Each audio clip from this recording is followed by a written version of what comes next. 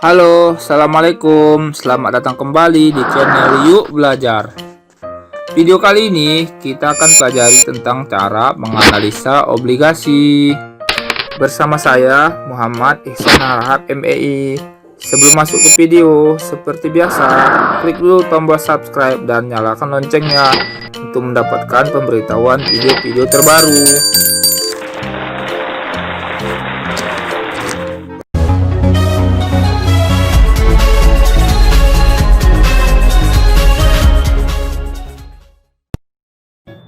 Pengetahuan investasi, obligasi.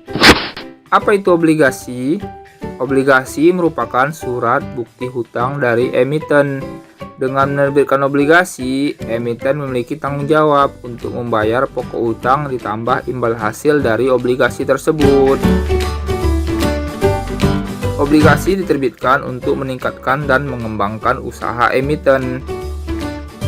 Obligasi jika dilihat dari penerbitnya bisa dibedakan menjadi dua. Pertama, obligasi pemerintah. Mengapa pemerintah menerbitkan obligasi? Tujuannya adalah untuk meningkatkan peran serta masyarakat dalam pembangunan. Ingat kebijakan fiskal yang ditetapkan pemerintah terkait defisit anggaran APBN.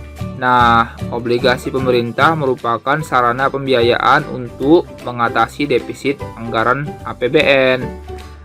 Berikutnya, obligasi perusahaan diterbitkan untuk mendapatkan dana atau modal dari investor. Perusahaan membutuhkan dana, salah satunya untuk ekspansi dan pengembangan usaha. Perusahaan bisa meminjam kredit ke bank. Namun perusahaan harus memperhitungkan biaya kredit atau disebut capital cost dari kredit itu. Alternatif lain untuk mendapatkan dana yang murah adalah dengan menerbitkan obligasi, karena bunga obligasi lebih murah dibanding bunga kredit bank. Dari sisi investor, pertimbangan risk dan return akan membuat investor berpikir mana investasi yang lebih besar keuntungannya. Memilih deposito dari sisi resiko memang aman karena dijamin lembaga penjamin simpanan, namun returnnya tergolong kecil. Memilih obligasi, returnnya lebih besar dari deposito, walaupun resikonya juga besar. Nah, ketika memilih obligasi, investor harus menganalisa berbagai hal yang terkait. Ada beberapa hal utama yang harus dianalisa untuk investasi obligasi, yaitu harga obligasi, kupon obligasi, yield to maturity, dan durasi obligasi. Harga obligasi. Harga obligasi ada 3 jenis, yaitu harga premium, yaitu harga obligasi yang nilainya di atas par. Artinya harganya lebih mahal dibandingkan harga awal obligasi saat diterbitkan. Harga par, yaitu harga awal obligasi saat diterbitkan. Harga diskon merupakan harga obligasi yang nilainya lebih rendah dibandingkan harga obligasi saat diterbitkan. Berikut adalah contoh harga obligasi. Obligasi PT Aneka Industri dengan fair price 100,25%. Ini artinya harga premium. Obligasi PT Adira Finance dengan fair price 100%. Ini artinya harga par. Obligasi PT Adikarya dengan fair price 99,25%. Ini artinya harga diskon. Harga obligasi akan berpengaruh terhadap keuntungan yang diterima investor. Jika harganya tinggi, akan mengurangi keuntungan yang diterima investor. Kupon obligasi.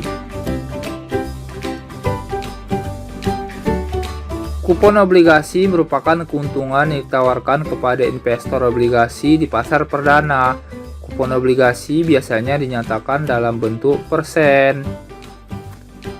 Contoh, obligasi PT Aneka Industri Tbk dengan kupon 11%. Obligasi Adira Finance dengan kupon 10,25%. obligasi adikarya dengan kupon 9,25%.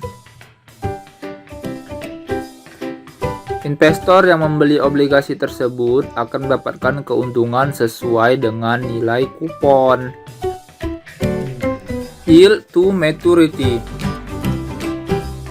Yield to maturity merupakan keuntungan investor obligasi jika membeli obligasi di pasar sekunder dan menyimpan obligasi sampai jatuh tempo.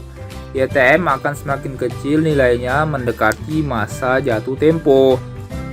Investor di pasar sekunder akan melihat nilai YTM sebagai perkiraan keuntungan. Investor di pasar sekunder membeli obligasi dengan nilai kupon yang tetap, namun biaya-biaya yang dikeluarkan, misalnya karena obligasi harga premium, akan mengurangi keuntungan. Kemudian karena obligasi telah berjalan, maka nilai keuntungannya pasti berkurang. Makanya untuk itu investor menggunakan nilai YTM untuk melihat nilai keuntungan yang sesungguhnya. Berikut adalah rumus yield to maturity. C adalah kupon, R adalah redemption value atau harga awal obligasi. P adalah purchase value, di mana harga ketika investor membeli di pasar sekunder. N adalah time period atau jangka waktu sampai jatuh tempo. Berikut adalah contoh perhitungan yield to maturity. Kita menggunakan contoh obligasi PT Aneka Gas Industri Tbk dengan kupon obligasi sebesar 11%, jatuh tempo pada tanggal 19 Maret 2022, diperkirakan tenor to maturity hingga jatuh tempo nanti 1,8 tahun dengan fair price 100,25%. Nah, kita masukkan ke rumus. Nah, kita dapati perhitungan yield to maturity PT Aneka Gas Industri Tbk. Nilai yield to maturity-nya adalah 10,86%.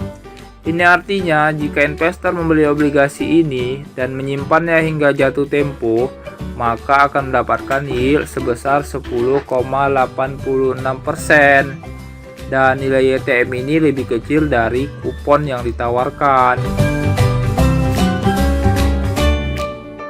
Nah, ini saatnya kalian menghitung nilai yield to maturity. Kita gunakan obligasi dari PT Adikarya dengan tenor to maturity 2,06 tahun. Kemudian kupon yang ditawarkan 9,25%.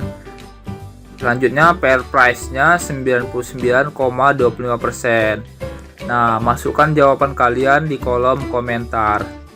Oke, untuk kamu yang menjawab dengan benar akan saya undi dan diambil 2 orang yang beruntung.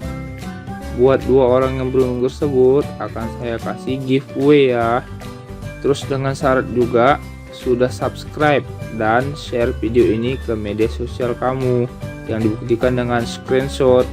Jika kebetulan jawaban kamu yang benar, kemudian nama kamu yang keluar tapi belum subscribe atau share, maka dianggap batal dan akan kita undi lagi.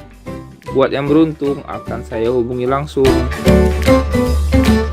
Durasi obligasi. Perubahan harga suatu obligasi diukur dengan durasi. Semakin besar durasi, maka semakin besar persentase perubahan harganya. Semakin besar durasi, semakin sensitif obligasi tersebut terhadap perubahan suku bunga. Berikut adalah rumus dari durasi, yaitu PT dikurang PN dibagi 2 dikali PO dikali delta Y. PT adalah harga obligasi jika yield turun sebesar delta Y. Kemudian PN adalah harga obligasi jika yield naik sebesar delta Y. P0 adalah harga awal obligasi, kemudian delta Y adalah perubahan yield dalam desimal. Oke, coba kita hitung dalam sebuah kasus. Kita gunakan obligasi dari PT Aneka Gas Industri Tbk dengan kupon 11%, fair price 100,25%, kemudian yield yang ditawarkan 10,86%. Nah, kita asumsikan jika yield turun 25 basis poin, harga meningkat menjadi 11,11, dan jika yield naik 25 basis poin, harga turun menjadi 10,61. Nah, tentukanlah durasinya. Basis poin atau BPS merupakan ukuran untuk perubahan persentase dari suatu instrumen keuangan. 1 BPS sama dengan 1/100. Jika 100 BPS sama dengan 100/100 atau 1%. Nah, kita dapati dari rumus tersebut nilai durasi dari PT Aneka Gas Industri Tbk durasinya adalah 1%. Artinya perubahan harga 1% untuk perubahan yield 100 BPS.